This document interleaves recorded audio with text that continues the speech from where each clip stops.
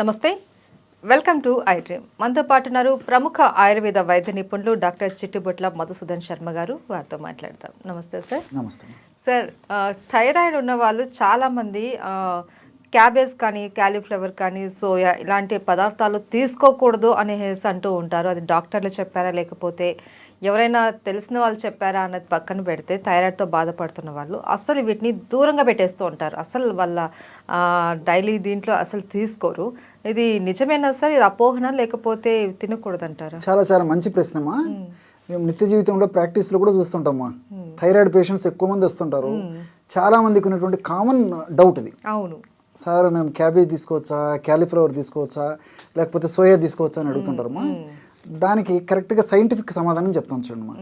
యాక్చువల్గా ఏంటంటే అందులో ఉన్నటువంటి రసాయన పదార్థాలు థైరాయిడ్ గ్రంథి యొక్క పనితనాన్ని దెబ్బతీస్తాయమ్మా.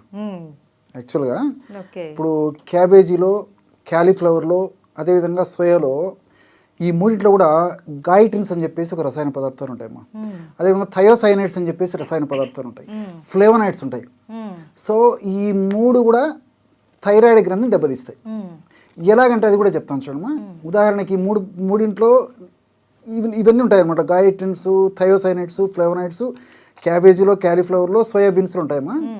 ఎలాగంటే ఇప్పుడు ఈ గాయిటిన్స్ అనేటువంటి పదార్థాలు అందులో ఉన్నాయి కాబట్టి వెజిటబుల్స్లో అదేం చేస్తుందంటమ్మా, మనం తీసుకున్నటువంటి ఆహారం ఉన్నటువంటి కానీ సపరేట్గా తీసుకున్నటువంటి ఐడిన్ని థైరాయిడ్ గ్రంథి దగ్గరికి పోకుండా అడ్డుపడుతుందమ్మా.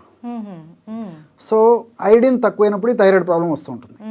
సో థైరాయిడ్ గ్రంథికి చేరకుండా ఇది అడ్డుపడుతుంటుంది. దానివల్ల ఇది వద్దని చెప్తుంటారమ్మా సర్వసాధారణంగా.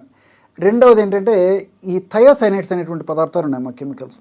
ఈ థయోసైనైడ్స్ అనేటువంటి పదార్థాలు ఏం చేస్తాయంటమ్మా, టీఎస్హెచ్ అనేటువంటి హార్మోన్ని థైరాయిడ్ గ్రంథికి చేరకుండా అడ్డుకుంటాయి. ఈ టీఎస్హెచ్ అనేటువంటి హార్మోను బ్రెయిన్లో రిలీజ్ అవుతుంటుందమ్మా, థైరాయిడ్ స్టిమ్యులేటింగ్ హార్మోన్. ఈ బ్రెయిన్లో రిలీజ్ అయ్యి అది ఈ యొక్క థైరాయిడ్ గ్రంథిని స్టిమ్యులేట్ చేస్తుంది. అప్పుడు థైరాయిడ్ హార్మోన్స్ ఉత్పత్తి అవుతాయి అన్నమాట.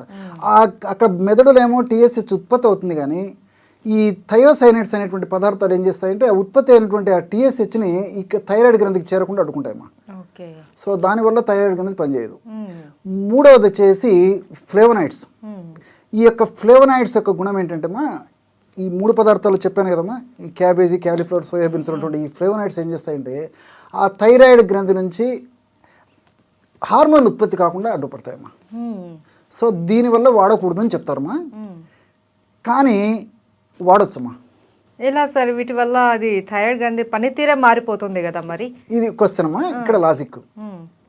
సో వీటిలో ఏమైతుందంటమ్మా, పచ్చిగా ఉన్నప్పుడే ఇవి చాలా ప్రధాన పాత్ర వహిస్తాయి. పచ్చివి తినకూడదమ్మా. ఓకే.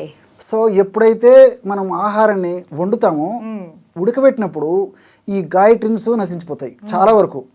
తర్వాత ఇంతకుముందు చెప్పినట్లు మిగతా రెండు పదార్థాలు కూడా నశించిపోతాయి. కాబట్టి మితంగా తీసుకోవడం వల్ల ఎలాంటి ఇబ్బంది ఉండదమ్మా. అది వండి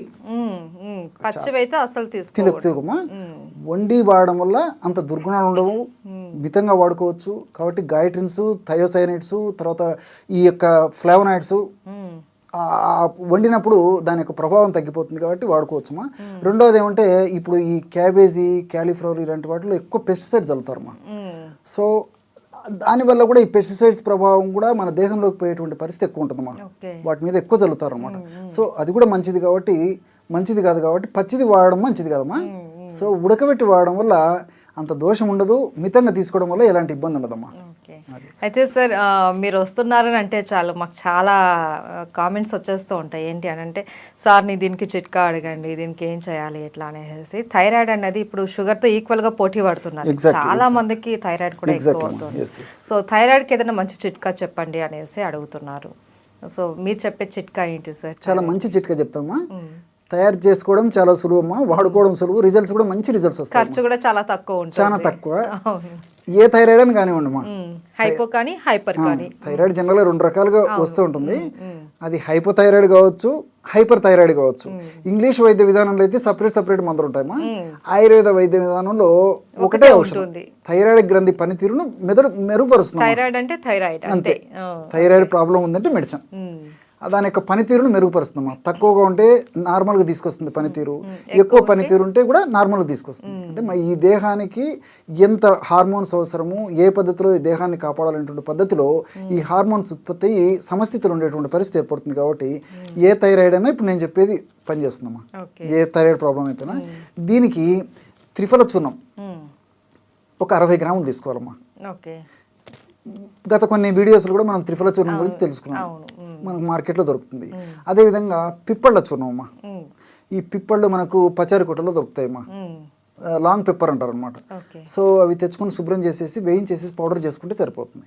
ఆ యొక్క పిప్పళ్ళ చూర్ణం 20 గ్రాములు. అది ఓపిక లేదనుకోండి, మనకు మార్కెట్లో పిప్పళ్ళ చూర్ణం కూడా దొరుకుతుంది. సో 60 గ్రామ్స్ త్రిఫల చూర్ణము, 20 గ్రామ్స్ పిప్పళ్ళ చూర్ణము, ఒక 20 గ్రామ్స్ మాత్రము దేవదారు చెక్క చూర్ణం తీసుకోవాలమ్మా.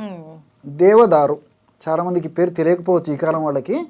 దేవదారు చెక్క మనకు ఆయుర్వేదం షాప్లో అడిగితే ఇస్తారమ్మా. ఆ పౌడర్ కూడా దొరుకుతుంది. కాబట్టి దేవదారు చెక్క చూర్ణము ఒక 20 గ్రాములు తెచ్చుకుంటే సరిపోతుంది. ఎందుకంటే చెక్క తెచ్చుకొని దంచి చూర్ణం చేసుకొని కొంచెం కష్టంగా ఉంటుంది. కాబట్టి డైరెక్ట్గా చూర్ణం తెచ్చుకొని వాడుకుంటే సరిపోతుంది. సో త్రిఫల 60 గ్రాములు, పిప్పళ్ళు 20 గ్రాములు, దేవదారు చెక్క 20 గ్రాములు. సో మొత్తం 100 గ్రామ్స్ పౌడర్ తయారైపోయిందమ్మా.